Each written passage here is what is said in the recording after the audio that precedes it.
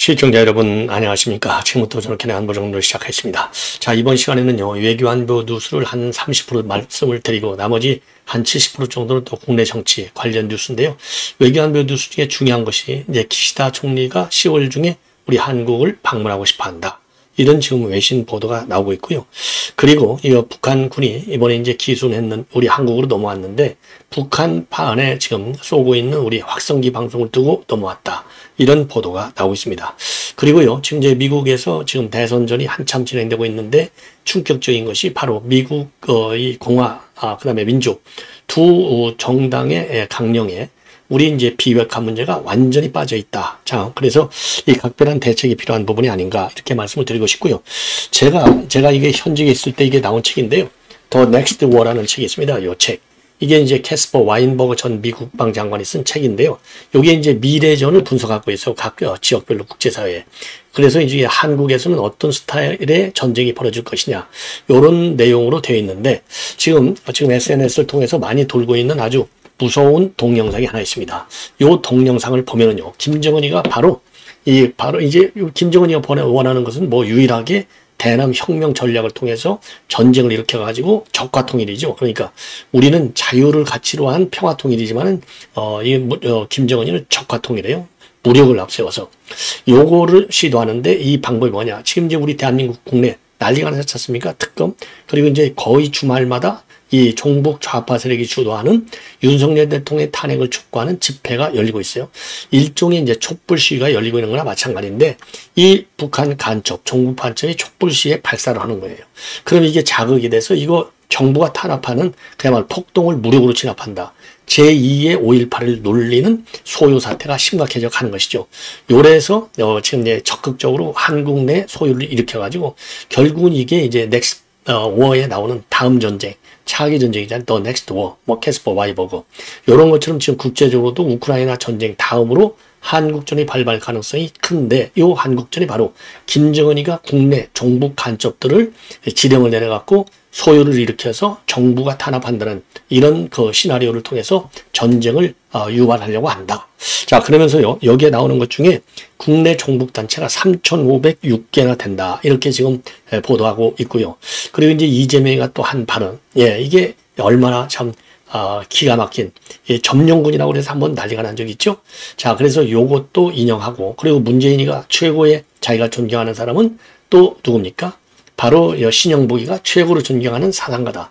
이런 전직 대통령 그리고 현재의 제1야당의 대표 이런 걸 보면 국내 지금 안보 문제가 보통 심각한 게 아니다. 그러니까 이제 외적으로는 김정은에 의한 안보 위협, 전쟁 가능성이 있고 내부의 내전은 바로 이재명과 문재인이다.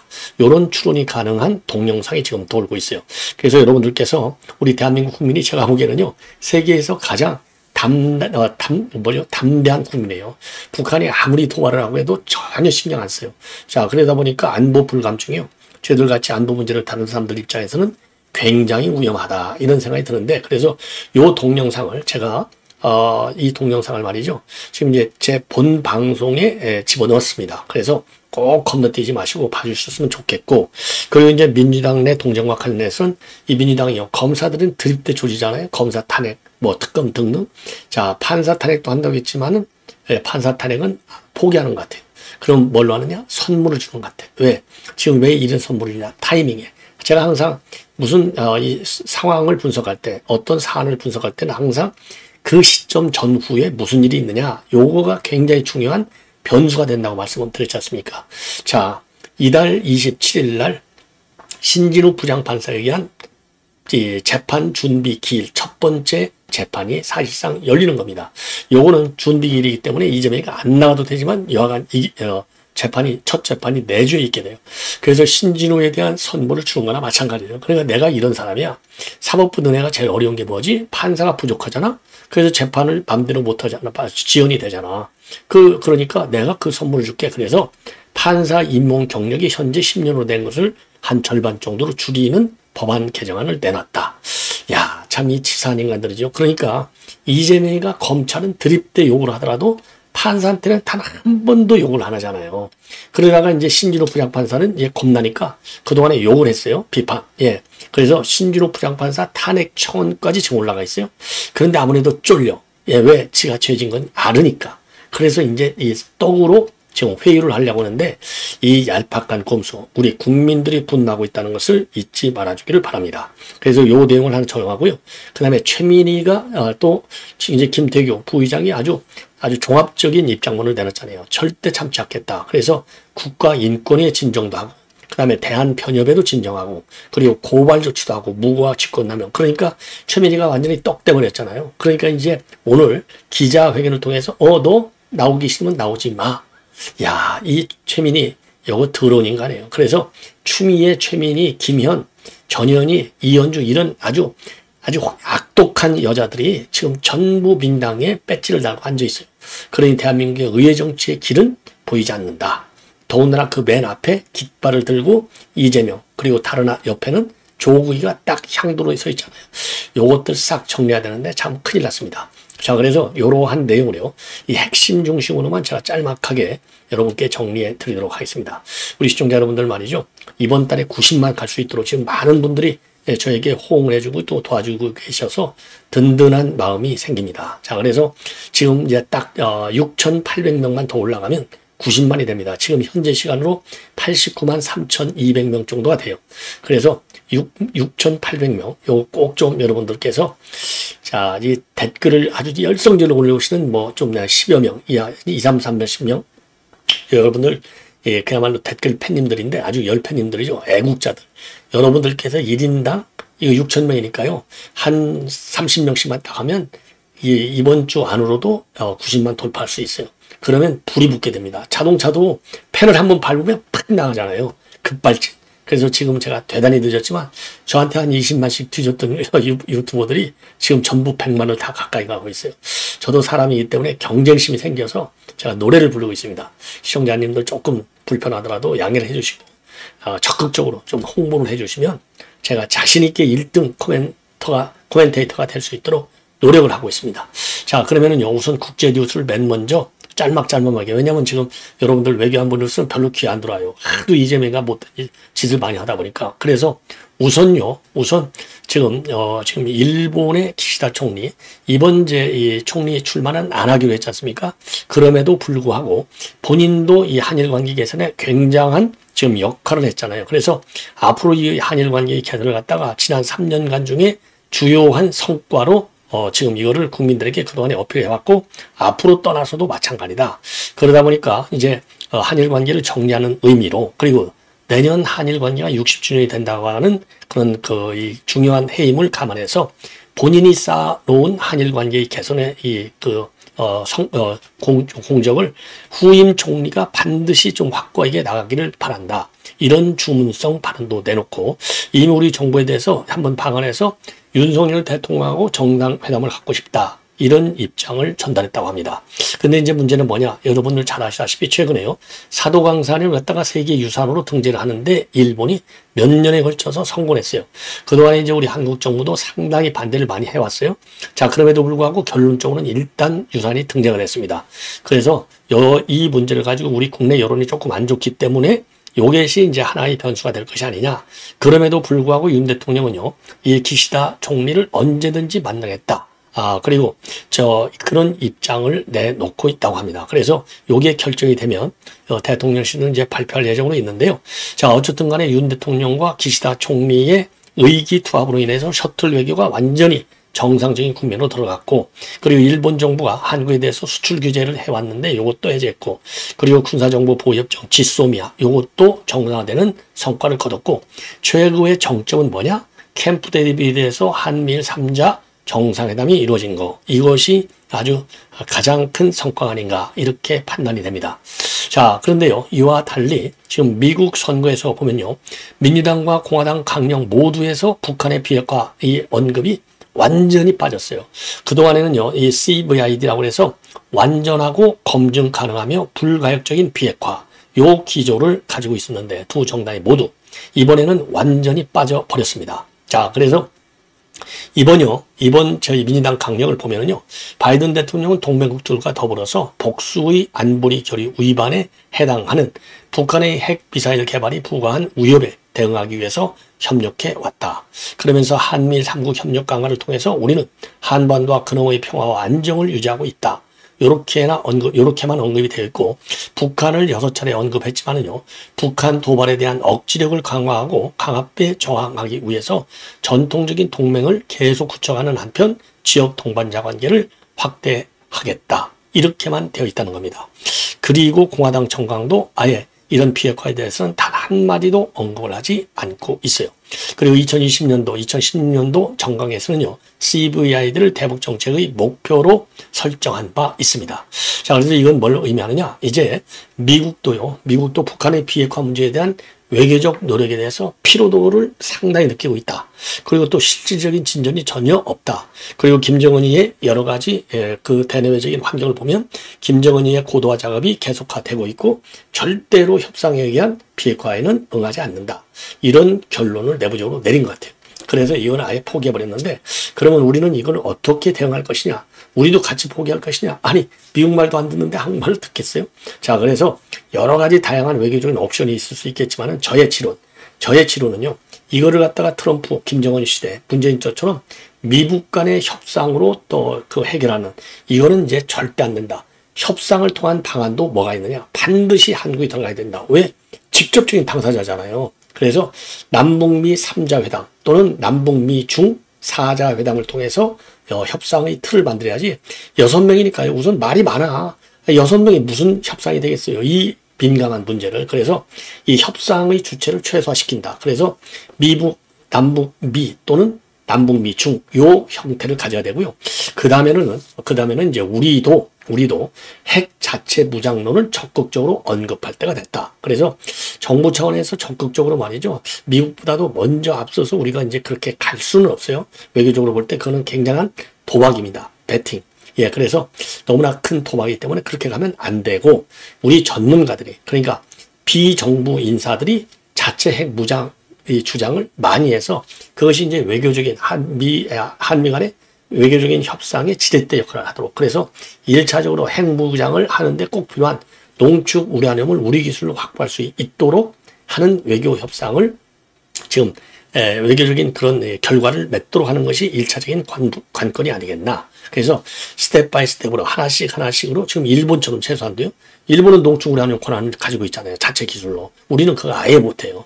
예, 그러나 우리는 기술력도 있죠. 그래서 요 정도는 우리가 확보하는데 도움이 될 수 있게끔 자체 핵 무장의 필요성을 비정부 인사들이, 전문가들이 주장하는 거, 요 단계로 나가야 된다. 그래서 핵 이외에는 다른 방법이 없어요. 그래서 결국적으로 이렇게 이제 비핵화 협상이 안 된다. 그러면 이건 뭡니까? 미국도 알아요. 북한이 얘기하는 평화 군축 협상. 말하냐면 이제 미국과 소련 간의 전략 무기 감축 협상이 있었잖아요. 솔트. 이런 것처럼 우리도 이제 이 핵무기를 얼마만큼으로 줄이느냐, 요렇게 가는 거예요. 그래서 사실상의 그 핵 무장 국가로 인정하는 그 수순으로 가는 것이 아니냐, 이런 우려를 하지 않을 수 없습니다. 자, 그래서 이런 지금 안보 상황의 급격한 변화가 있는데요. 제가 조금 전에 이제 모두에서 이제 말씀을 드린 대로 요 책이요, 이게 제가 이제 90년대 중반에 이게 아주 안보를 공부하는 사람들한테는 베스트셀러였어요. 그래서 저도 이 책을 가지고 제가 현직에 있을 때 아주 공부를 많이 했고, 이 책을 가지고 제가 이제 그 당시에 정보보고서 썼어요. 왜? 이게 한반도에서의 미래 전쟁은 어떤 형식으로 일어날 것인가를 예측한 이 책이에요. 더군다나 이 저자가 캐스퍼 와인버그 미 국방장관입니다. 그래서 이 책이 그 당시 아주 필독서가 됐고, 저도 요거를 한 2번 읽어봤어요. 그런데 요거를 소재로 해가지고 여기서 이제 힌트를 얻어가지고 이 한반도에서의 내전, 이 가능성이, 내전도 그렇고 한반도의 전쟁, 요 가능성이 굉장히 크다. 어떻게? 종북 지하 간첩을 한테 지령을 내리는 거예요. 김정은이가. 그래서 촛불 시위가 이럴 때 거기다 총을 쏘라는 겁니다. 이제 5.18 때 시민들한테 계엄군이 총 쏘는 거와 똑같아요. 예. 그러면 폭동이 일어날 거 아니에요. 그러면 윤석열 정부가 흔들릴 거 아니겠습니까? 그래서 난리를 일으킨다는 겁니다. 전쟁을 일으키는 이런 시나리오로 돼 있어요. 이런 것만 보더라도 우리 윤석열 대통령이 한미동맹을 완전히 복원시키고 한미일 삼각 안보 협력 체제도 완전히 복원을 시키고, 그리고 힘에 의한 평화만이 믿을 수 있다. 문재인같이 선의에 기대한 평화는 언제든지 깨진다. 문재인같이 사기당하는 대화에는 연연하지 않는다. 당당하게 대화를 하겠다. 이런 게 얼마나 다행스러운 정책적인 노력이겠습니까? 요것만이 대한민국에서의 전쟁을 예방할 수 있는 유일한 길이다. 이런 점에 여러분들께서도 공감하실 것이라고 믿고, 이런 점에서 윤석열 정부의 대북 정책과 대미 외교, 전반적인 우리 외교 전략이 성공할 수 있도록 적극적으로 그야말로 군, 관, 민 딱 하나가 되어야 된다. 이런 말씀을 드리고 싶어요. 자, 그리고 이제 이 최민희가 또 난리가 났고 임종서이가 또 난리가 났습니다. 여러분들 다 이미 예고해 드린 대로 임종서이가 오늘 전주지검에 출석을 했어요. 이미 선전포고를 했죠. 임종서이가 가긴 간다. 그러나 내가 진술은 하지 않는다. 라고 했지 않습니까? 자, 그렇게 얘기한 대로 임종서이가 말이죠. 오늘 이거는 그야말로 정치 보복이다. 절대로 진술하지 않는다 했는데요. 실질적으로 완전히 3시간 20분 동안, 그러니까 오후 오늘 1시 30분에서 4시 50분까지 3시간 20분 동안 이루어졌지만은 완전히 묵비권을 행사했다고 합니다. 그래서 이 임종서이가 언론을 대상으로 해서 밝힌 내용을 보면은 중진공으로 이상직이가 임명된 경위, 그리고 누가 실무를 주도했는지 이런 거를 집중적으로 물어봤다고 하는데요. 일체 진술을 하지 않았다고 합니다. 자, 그래서 인적 상황 이외에는 포괄적인 진술 거부권을 행사했다. 검찰이 의심하는 비공개 회의 부분에서는 대통령 임명직 자리라고 하는 것은 국민 추천도 받았고 당이나 국회 추천, 전문가 그룹의 추천 이런 것들이 있었다. 대통령 임명직 인사가 임박하면 어떤 사람들이 적절할지, 그리고 어느 정도의 사람들이 추천되었는지는 인사수석실 주도로 진행이 됐었다. 그러면서요, 여느 대통령의 임명직 자리와 똑같은 절차를 밟았는데 그 과정을 엉뚱하게 대통령의 상위와 연관시켜서 그림을 맞춰서 의혹을 부추기고 있는데, 전임 정부에 대한 도를 넘은 정치 수사를 멈추고, 그리고 윤 대통령이 먼저 화해와 협력, 상생으로 풀어가는 노력을 해주기를 정중히 요청한다. 이렇게 밝혔어요. 말은 그렇게 잘해요. 아주 나쁜 인간이죠. 예. 자, 그리고 그래서 지금 검찰에서는 말이죠. 문재인 일가에 대한 수사를 급 속도를 내서 지금 진행 중에 있다. 그래서 문 대통령 일가에 대한 조사라고 하면은 이제 문재인 딸, 그렇죠? 그 다음에 김정숙, 문재인을 향하고 있다는 점을 말씀을 드립니다. 그리고 이제 최민희가 지금 이제 김태규 위원장에 대해서 국회 오기 싫으면 오지 마라 쏴 붙였어요. 오지 마라가 아니라 그렇게 국회에 나오기 싫으면은, 그러니까 이제 지가 주재하는 청문회에 나오지 않겠다 이렇게 밝혔잖아요. 그러면 사퇴해, 이렇게 방송인을 떠나라, 이런 폭탄 발언을 했어요. 요것도요 무슨 SNS에다가 얘기한 게 아니라 직접 기자회견을 통해서 밝혔습니다. 한마디로 해서 김태규 직무대행이 사퇴할 것을 강력히 촉구한다. 자, 그래서 요 얘기는요, 우선요, 이름 자체가 방송 장악이라고 이름을 붙여서 청문회 하는 거, 요거는 맞지 않다. 그리고 본인들이 방통의 대변인이 이 법원에 신청한 이 가처분 신청 관련해서 변론서, 요 변론서를 빼돌려가지고 최민희가 그 변론서를 가지고 질문을 한 거, 요거는 변론 기록은 기밀로 돼 있잖아요. 이거는 그야말로 이 직권 남용이라는 것이죠.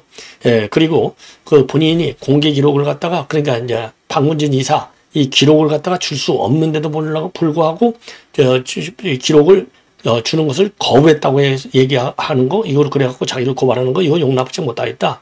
무고행위고 이거야말로 직권 남용이다. 이렇게 김태규 부위원장이 직격탄을 날려버렸지 않습니까? 그래서 맞고 고발하겠다라고 했는데, 여기에 대한 반박의 차원에서 조목조목 반박하는 기자회견을 여는 겁니다. 자, 그리고 또 이제 변론서 유출과 관련해서는 별도로 대한변협에 진정서를 냈지 않습니까? 징계해달라고. 자, 그리고 이제 이 국가인권위원회에도 진정을 낼 예정으로 있어요. 그러니까 아주 다방면적으로 지금 이 김태규가 반발하고 있지 않습니까? 여기에 대해서 이제 최민희가 최소한의 체면을 유지하려고 이 난리를 치는 거예요. 그러면서 공영방송 이사 선임이 불법적으로 이루어진 사실은 지난 7일 청문회에 출석한 조성은 방통의 사무처장이 토론 없이 7, 8번의 투표로 정해졌다고 한 증언으로 봐도 이미 확인이 됐다. 그러면서 과방위는요, 불법 실상을 파악하기 위해서 방통위에 적법하게 속기록 제출을 요구한 것이다. 그리고 김태규 직무대행이 권한이 없어 제출할 수 없다고 한 것은 명분 없는 떼쓰기다. 이렇게 입장을 밝혔어요. 그리고 증인 출석 요구서에 신문 요지가 없었다. 이런 주장과 관련해서는 불법적 박문진 이사 선임과 같은 방송 장악 관련이라고 적시되어 있는데, 이게 왜 요지가 아니면 도대체 뭐냐? 그러니까 이제 신문 요지도 다 들어가 있는데 없다고 하느냐, 요거를 반박하는 거예요. 최민희 참 무식하네요. 한마디로 얘기해서. 자, 이 정도로 이건 말씀을 드리고, 지금요, 지금 이제 용산 대통령실, 그러니까 지금 이제 한동훈 체제가 들어서서 지금 이제 야당과 용산이 직접 부딪히고 당이 부딪히는 게 별로 없다는 겁니다. 여기에 대해서 용산 대통령실이 한동훈 대표가 목소리를 더 내야 될 것이 아니냐. 물론 한동훈 대표가 목소리를 전혀 안 내는 건 아니에요. 예, 부분적으로 내기는 냈지만은 타이밍 면에서나, 그 다음에 예, 부분적으로 내는 그 컨텐츠, 내용 면에서도 상당히 좀 유약하다. 그러니까 야권의 공세에 비해서 이게 좀 약하다는 것이죠. 자, 그런 점에서 대통령실에서는요, 그러니까 이제 그 톤의 흐름은 같지만은 꼭 그 한동훈 대표가 하는 말을 보면은 제3자가 평가하는 같은 느낌이 든다. 그러니까 제3자의 방관자 입장에서 평가. 그러니까 이제 우리가 이제 중계방송할 때 그 해설가 있잖아요. 해설가 수준으로 한다 이겁니다. 자, 그래서 요거 가지고는 너무나 약한 것이 아니냐. 왜냐하면 이번에 예를 들어서 김영석 사퇴를 요구하고 있는데 그 이종찬이가 인사에 이견이 있을 수 있다는 말씀을 드린다. 이게 뭐예요? 왜 대통령이 이 사건은 침해하느냐?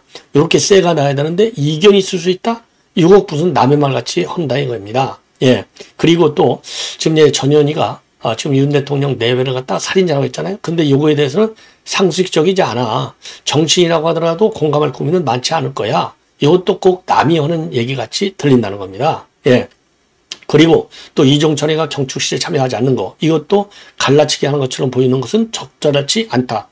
이것도 남이 논평하듯이 한다는 거예요. 한마디로 얘기해서. 요거 갖고는 이런 지금 여야 간의 전면전이 벌어지고 있는데 요게 당에서 1차적으로 딱 부딪혀야 될 것이 아니냐. 그래서 공격력이 야당보다도 현격히 부족하다. 자, 이러한 분위기가 있다는 거예요. 그러니까 이미 통계적으로 봐도 국민의힘이 지금 그렇지 않습니까? 자, 그러다 보니까 이제 국민의힘에서는요, 19일, 그러니까 이제 어제가 되겠습니다. 어제부터 실무회의를 매주 열겠다는 겁니다. 당 메시지 강화를 위해서. 그러나 이건 너무 늦었다. 그럼에도 불구하고 대통령에서 조금 이해는 한다는 겁니다. 왜?